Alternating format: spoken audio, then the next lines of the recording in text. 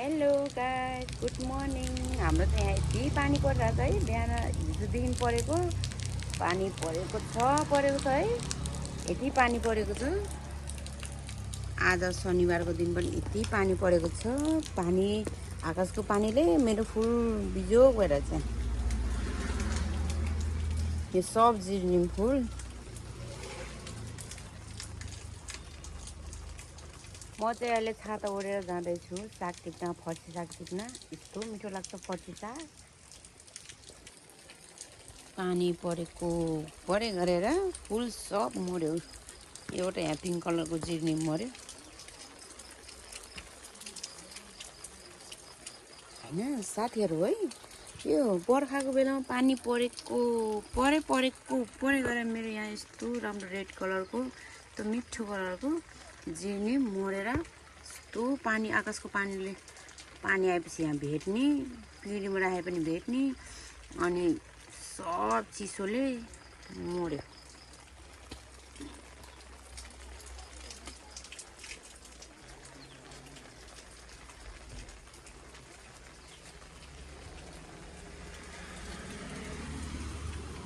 यो रहेको छ हाम्रो मन्दिर अगाडिको फुल। पानी हेर्न सक्नुहुन्छ कति परेछ भनेर। पानी यति परेछ, यस्तो बिजोग गरेछ पानी परेको गरेर। म चाहिँ अब छाता ओढेर साग टिप्न जाँदैछु। यस्तो पानी परेको बेलामा नि है साग खानु परेछ मलाई। यहाँ फर्सी साग टिप्न जाँदैछु। यस्तो राम्रो फर्सी साग छ, यस्तो मिठो हुन्छ फर्सी साग।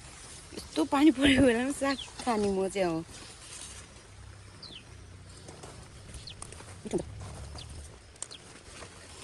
हाम्रो यो हेटौडातिर मात्रै हो कि हेटौडा भीमभिदी साइडतिर मात्रै हो कि अरूतिर नि हो है पानी परेको। यहाँ त यति पानी परेछ। आज फर्सी साग खाइन्छ। हजुरबा नातिनी भएर फर्सी साग खाइन्छ आज। यस्तो राम्रो फर्सी साग छ। यस्तो छ झाडी, डरै लाग्दो झाडी छ। जुगाएर टोक्यो भने छैन।